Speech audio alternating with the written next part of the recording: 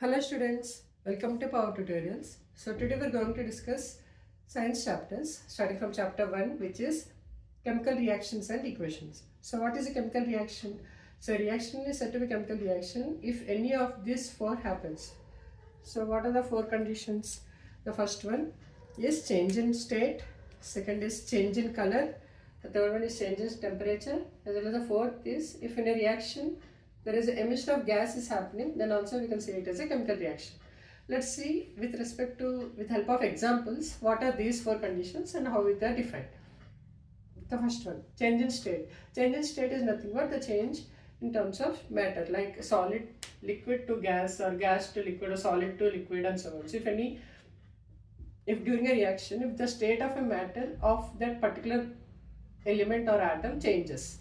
The second one is color. So for suppose there is an element which is having blue color, and during the reaction some properties are getting changed, and after the reaction the property, that is the color of that element, turns to black, then also we can consider it as some chemical reaction has been happened. The third condition is temperature. For suppose an example, I am giving a water and vapor example here. So water will be at ice at 0 degrees, whereas if we keep on heating it at some point, that is at 100 degrees Celsius, it converts into vapor, that is changing into vapor. But here we have to notice the temperature has been changed. So if in a reaction the temperature of any element or atom gets changed, then it also considered as a chemical reaction. Whereas the last one is emission of gas. For example, let's consider this one. Here I have taken a beaker and I have mentioned that I kept some zinc crystals in it, and after it I have kept sulfuric acid into it and closed it for some time, and after some time I have kept a kind of filter, that is kind of pipe here, and I tested, and I found that H2 gas has been emitted. How it is done? Because the zinc will get reacted with the sulfuric acid present inside, and it will be forming zinc sulfate solution, and hydrogen gas will get emitted. So in this reaction, what is the final point we need to consider is, during the reaction, if H2 gas, that is any gas, has been emitted, then also we have to consider it as a chemical reaction. So if any of these four, it can be two or all four also can be happening. So if any of these four conditions happen during a reaction, then we say it as a chemical reaction. That is, in a reaction, if there is a change in state, or if it is a change in color, or if there is a change in temperature, or else if there is an emission of gases happening during the reaction, then we consider it as a chemical reaction.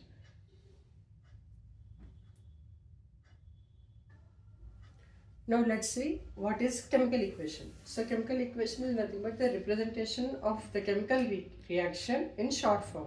So let's consider another example, that is a common example of iron rusting. So you might have seen in several cases that if you see iron mesh kind of thing, or even iron rods also, sometimes they turn into reddish brown in color. So what is happening? So if that iron rod, if it is not painted with anything, or if it is just kept open, so the humid temperature, that is a water vapor or a humid climate, the water vapor which is present, or water which is present, will get reacted with iron rod, and what will happen is iron oxide will be formed. Iron oxide nothing but the reddish brown kind of texture which is formed on iron, so it will get spoiled. This iron oxide will be formed, and the remaining part, that is hydrogen which is remaining in the water, will be emitted out as a gas. So for this, so if you write that the whole explanation, that is reaction of iron rod with water vapor, which is forming into iron oxide and hydrogen, that is a reaction. But if you write it in terms of word equation, we say it as iron plus water gives rise to iron oxide and hydrogen. So symbols are not necessary, but to remember purpose I have written here. But if you are in the exams, you can directly write it as iron plus water gives rise to iron oxide and hydrogen.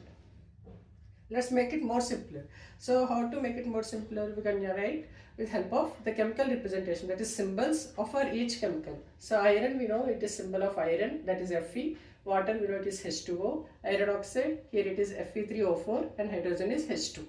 So this is called symbol equation, whereas this is called word equation. But those two are, we can say these are the chemical equations for any chemical reaction. Here the example is the rusting of iron, that is iron plus water gives rise to iron oxide and hydrogen.